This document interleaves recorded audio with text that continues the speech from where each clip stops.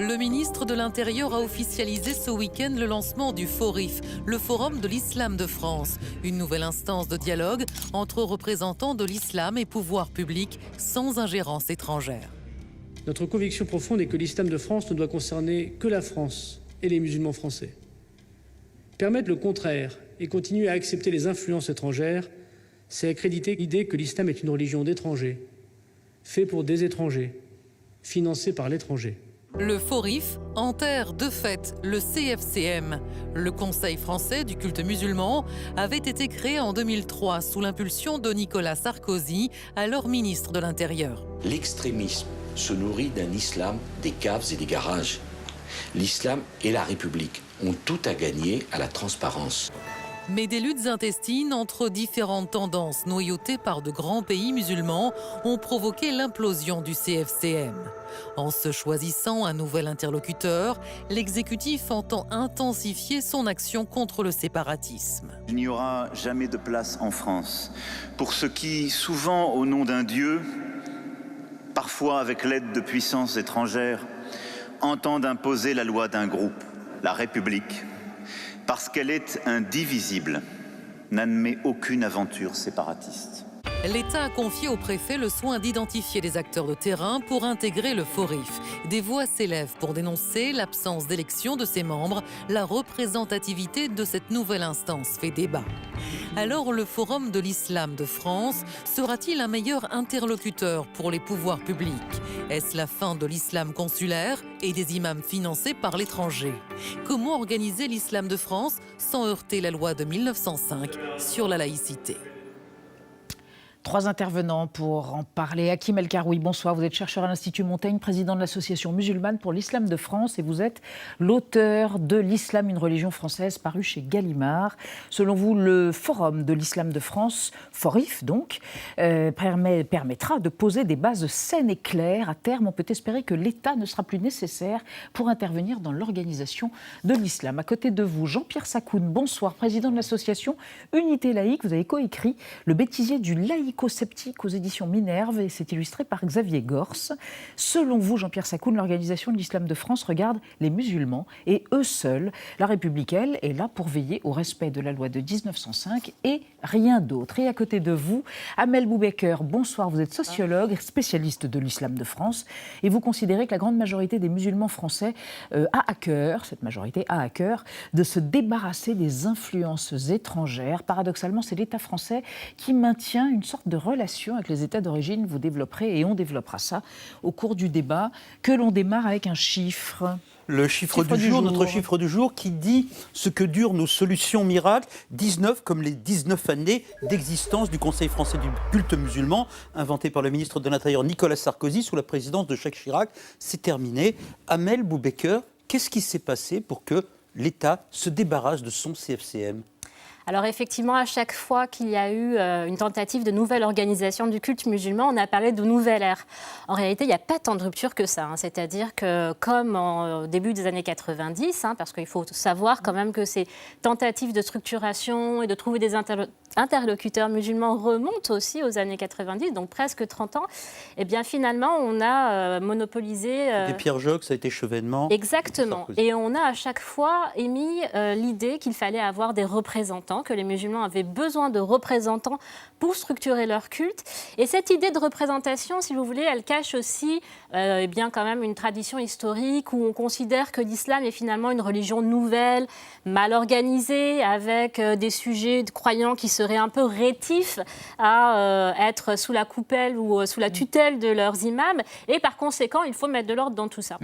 Donc ça, c'est quand même aussi une continuité aujourd'hui. C'est l'idée que c'est le bazar et que l'État doit intervenir pour y mettre de l'ordre. Le problème, c'est que, et là c'est un problème de tradition politique française, c'est qu'en France, c'est le ministère de l'Intérieur qui gère les cultes. Par conséquent, il n'y a pas de dialogue direct avec les musulmans en tant que citoyens, mais avec les musulmans en tant que, encore une fois, sujets croyants qui devraient être représentés. Mais ces représentants ne sont pas réellement au service des musulmans. C'est-à-dire que ce qu'ils gèrent dans le quotidien, ce ne sont pas des questions qui se posent aux croyants. Jean-Pierre Sakoun, votre sentiment sur la légitimité de ce FORIF ? Écoutez, le CFCM, il y a une obsession concordataire et surtout une obsession consistoriale dans la politique française vis-à-vis des cultes. C'est-à-dire que le souvenir embelli de siècle en siècle du Grand Sanhédrin et de la constitution du... On parle de Napoléon. On parle de Napoléon, de 1806, de 1808, que de la création du consistoire israélite est resté dans les mémoires de nos dirigeants comme étant la réussite qu'il fallait reproduire pour toute religion minoritaire non organisée en France. Le problème, c'est que nous ne sommes plus dans une période concordataire, c'est que nous ne sommes plus dans une période autoritaire et napoléonienne, et que donc ce fonctionnement ne correspond ni à nos institutions, ni à notre société. Et nous qui portons une conception d'une laïcité dynamique et d'une laïcité qui se veut véritablement de liberté, nous disons la beauté de la loi de 1905, c'est la liberté des religions. C'est la possibilité pour les religions de s'organiser comme elles le veulent, sans l'État, hors de l'État. L'État, lui, n'ayant à intervenir que pour s'assurer de la légitimité, de la légalité, de l'exercice du culte, c'est-à-dire la manifestation positive de la religion. Or, nous voyons avec le FORIF qu'après avoir tenté d'organiser la religion musulmane par le haut, CFCM, on tente maintenant... Par des grandes fédérations. Par des grandes fédérations, par une organisation nationale, hiérarchique, etc. Donc on tente maintenant de... On tente maintenant de l'organiser par le bas, avec des forums départementaux, etc. Par le bas. Mais le problème fondamental, c'est que les préfets, qui sont très présents, très prégnants dans cette affaire, n'ont ni les moyens, ni les outils, ni la vocation à organiser une religion. Hakim El Karoui, est-ce que le FORIF est une nouvelle représentation d'un imaginaire français, ou est-ce que là, enfin, ça va marcher? Expliquez-nous pourquoi. Non, alors moi, je suis très optimiste et très, très heureux de ce qui se passe, parce que, déjà, le CFCM est mort. Bon, pardon, mais c'est vraiment une bonne nouvelle. Le CFCM, c'était une erreur conceptuelle. On disait, vous allez faire l'islam de France, et on convoquait les représentants de pays étrangers, dont l'intérêt était qu'il n'y ait surtout pas d'organisation française de l'islam. De quel pays étranger on parle, pour être précis? Algérie, Maroc, Turquie. D'accord. Et trois grandes fédérations liées aux frères musulmans pour les uns, aux Miligourush, donc turcs pour les autres, et puis à une troisième. Donc là, on dit, ça ne marche plus, ça a démontré pendant 20 ans que ça ne marchait plus, et pour une raison très simple, on parle de l'islam des parents. Le lien entre l'islam, la France et les pays d'origine, c'est les parents, c'est les immigrés de première génération. Aujourd'hui, on en est à la 2e, 3e, 4e génération. Et donc là, on va chercher, non pas des représentants, parce que le FORIF n'a pas de vocation représentative, ce n'est même pas une institution. C'est quoi? C'est un forum? C'est un forum. Qu'est-ce qu'on fait dans un inspiré forum? de l'Allemagne, de la conférence islamique en Allemagne. Un forum, c'est un lieu de discussion. Et là, ce qu'on a vu samedi, j'y étais, c'est des gens de bonne volonté, qui savent de quoi ils parlent, qui ont travaillé leur sujet et qui se sont réunis entre eux sans s'insulter, sans demander qui était d'où, etc. Et qui ont dit, là, sur la question de l'inhumation, par exemple, on a un problème.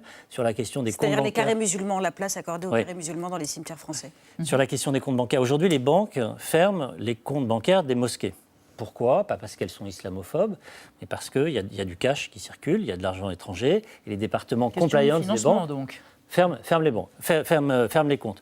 Bon, là, il faut trouver des réponses pragmatiques. Donc en fait, pragmatique, ça veut dire que la question de l'islam, Amel Boubaker, sera avant tout une question de financement du culte, financement du mosquée, financement de la viande halal, que sais-je? Alors, il faut ne pas oublier quand même les acteurs principalement concernés, que sont les musulmans ordinaires. Les musulmans croyants. Croyants et pratiquants a priori, puisqu'il s'agit d'utiliser les mosquées.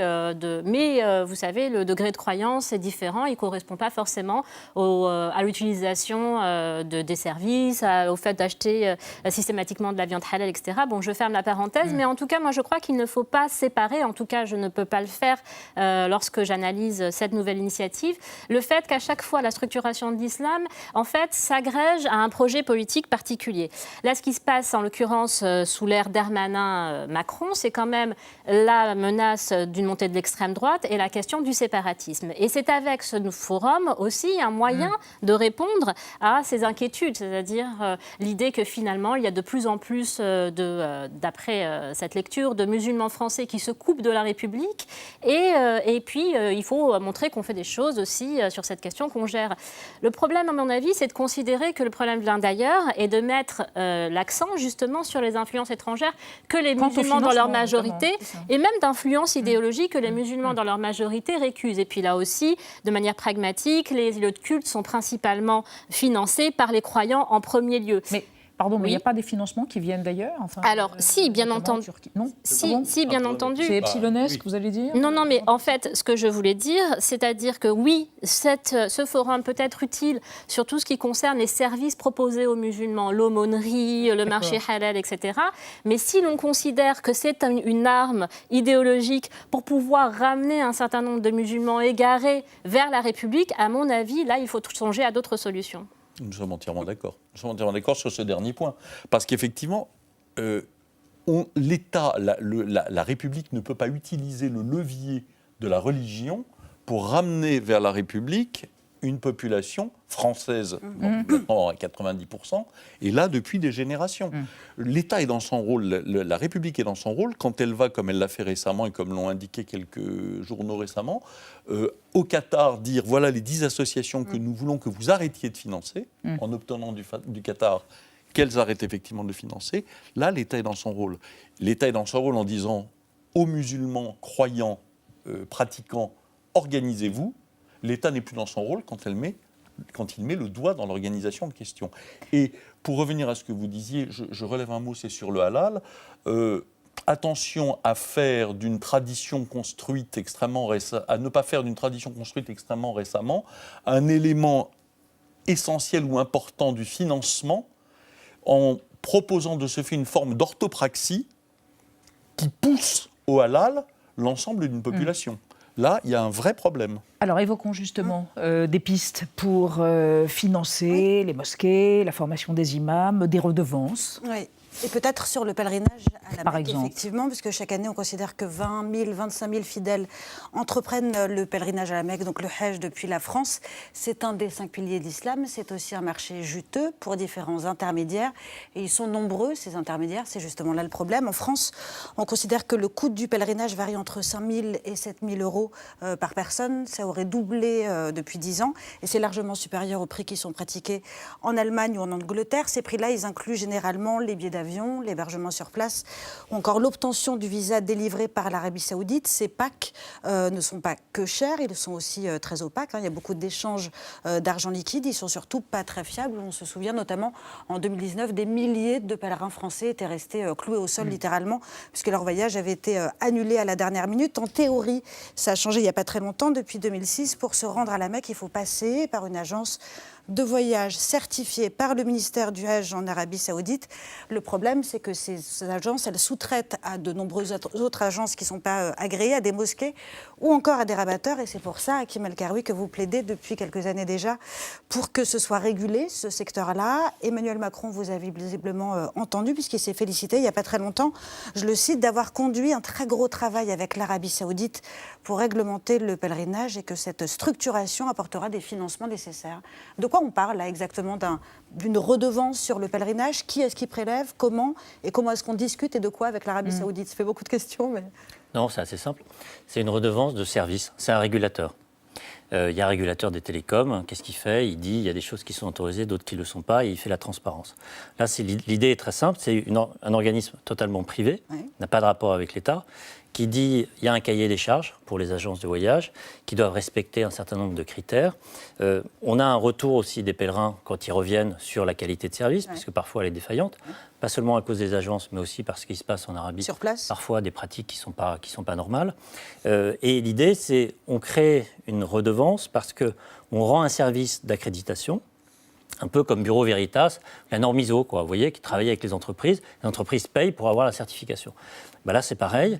Et la différence avec ce qui a pu se passer auparavant, c'est que le produit de cette redevance, il ne va pas aller dans des poches privées, il va aller pour financer des projets d'intérêt nationaux par exemple la formation des imams. Par Combien exemple, on estime, ce que ça pourrait représenter, ces sommes-là, cette redevance? Combien on gagne? on pense qu'on peut tirer 150-200 euros par billet d'avion. Si on a 20 000, enfin billet d'avion au paquet global, ça va faire entre 3 et 4 millions d'euros net, de produits nets. On ne va pas financer l'Islam de France avec ça, mais par contre, CFCM, c'est 30 000 euros, donc s'il y a 3, ça fait quand même nettement plus. Et puis surtout, si on crée un organisme connu et reconnu par la communauté, fiable, transparent, professionnel, que des mots très nouveaux dans le financement de l'islam, on va pouvoir faire des appels aux dons. Transparent, vous voulez dire? Oui, c'est pas le plus grand mérite. On va pouvoir faire des appels aux dons en disant, il y a un projet là, par exemple de formation d'imam, par exemple de travail théologique, par exemple pour lutter contre la diffusion de l'islamisme sur les réseaux sociaux, ce qui est le sujet le plus important et le plus dangereux. Vous pouvez donner, vous savez ce que va devenir votre argent, et je pense qu'on peut tirer là un vrai système de financement. Alors on va y revenir à la diffusion de l'islamisme sur les réseaux sociaux, mais d'abord avec Thibault Nolte, on va s'intéresser à travers son rayon X à Recep Tayyip Erdogan, le chef d'État turc qui se sert de l'islam pour peser sur les ressortissants turcs présents sur le sol français. Regardez. Bonjour docteur, j'ai mal ici et là. Une petite déprime passagère, c'est tout. Évidemment, je fais du sport. Mon cher Recep Tayyip Erdogan, j'ai vos radios sous les yeux, c'est obscur. Vous êtes un ex-joueur de foot semi-pro turc devenu autocrate, d'abord Premier ministre en 2003, puis président en 2014 après un bidouillage constitutionnel. Tirant des profondeurs, raclant la nappe phréatique de la démocratie à la place 153 sur 180 au classement mondial de la liberté de la presse 2021, vous ne coulez pas seulement la société civile, mais tout ce qui entrave votre régate vers un leadership mondial sur l'islam sunnite. Alors c'est moi ou cette brêle de MBS, le dépeceur de Riyad? Préférez qui? En parallèle de vos audaces militaires en Syrie, Libye, Azerbaïdjan, de vos coups de menton contre les Grecs ou les Français, vous menez une guerre d'influence déguisée en défenseur de l'honneur musulman bafoué. À Paris en 2018, vous disiez « Les musulmans de France sont sous ma protection ». En 2020, après que Macron a défendu le droit aux caricatures du prophète, vous en avez fait un agité du bulbe. Dün Kayseri'de de söyledim. Bu bir vaka. Onun için hakikaten kontrolden geçmesi lazım. Il y a un an, nos contre-espions alertaient l'Élysée sur votre entrisme en France. Une stratégie d'irrigation du cœur de la communauté turque grâce à une nébuleuse d'associations, d'écoles, le contrôle d'élus, de mosquées. Vous êtes le premier fournisseur d'imams détachés en France, environ 105, et d'instances plus ou moins représentatives des musulmans, comme feu le CFCM, dirigé de 2017 à 2019 par Ahmet Ogras, votre faux nez. Quoi, mon nez? Qu'est-ce qu'il a, mon nez? Toi aussi, il va falloir te faire examiner. Cet été, la loi sur le séparatisme vous avait inspiré ce commentaire expert. Cette loi sera un coup de guillotine pour la démocratie. Il faut s'attendre à ce que le coup de guillotine soit plutôt pour vos ambianceurs nationalisto-néo-ottomanistes détachés. Mon cher Recep, prenez un air détaché.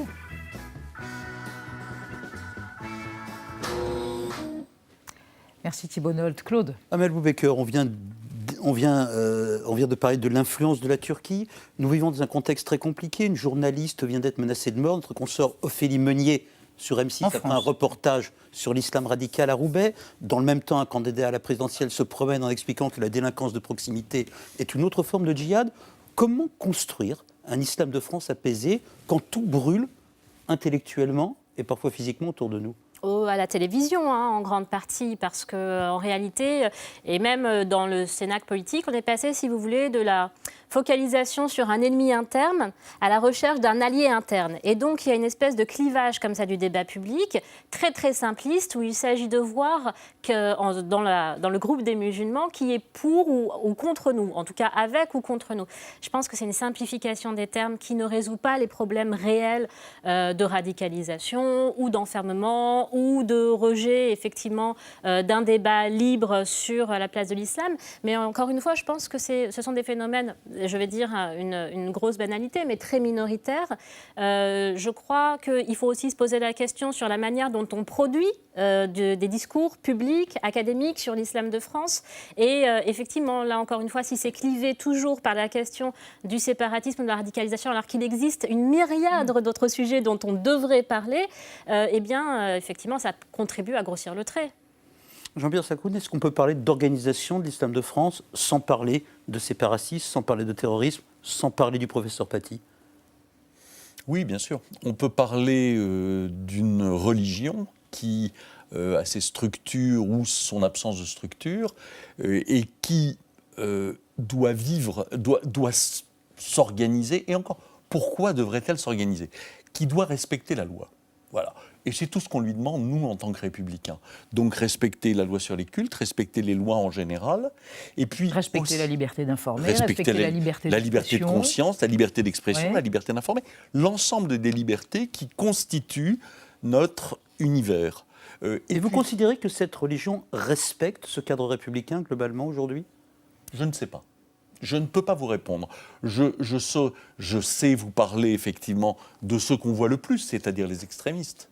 Mais bien sûr, ceux qu'on ne voit jamais, c'est-à-dire ceux qui vivent paisiblement leur religion, comme la vivent la plus grande partie des Français croyants, quelle que soit leur religion. Ceux-là, on ne les voit pas, on ne les entend pas. Mais en revanche, ce qu'on peut dire, c'est que la République a des choses à faire. La République, elle a à appliquer le programme qui est écrit dans la première phrase de notre Constitution. Indivisible, laïque, démocratique, sociale. Si on forme, si l'école est là, si la solidarité est là, si la volonté d'intégration est là, j'oserais même le mot d'assimilation, mais on en reparlera une autre fois. Si cette volonté est là, alors oui, on pourra faire quelque chose et on n'aura pas à se poser la question des musulmans en les montrant du doigt. Est-ce qu'une organisation pragmatique, rationnelle, s'occupant précisément des sujets techniques de la vie des musulmans de France peut être plus forte que l'idéologie dominante ou que les cauchemars récurrents? On parle de deux sujets qui sont complètement différents, malheureusement. On a besoin d'une organisation, à coup sûr, pour répondre à un certain nombre de questions concrètes.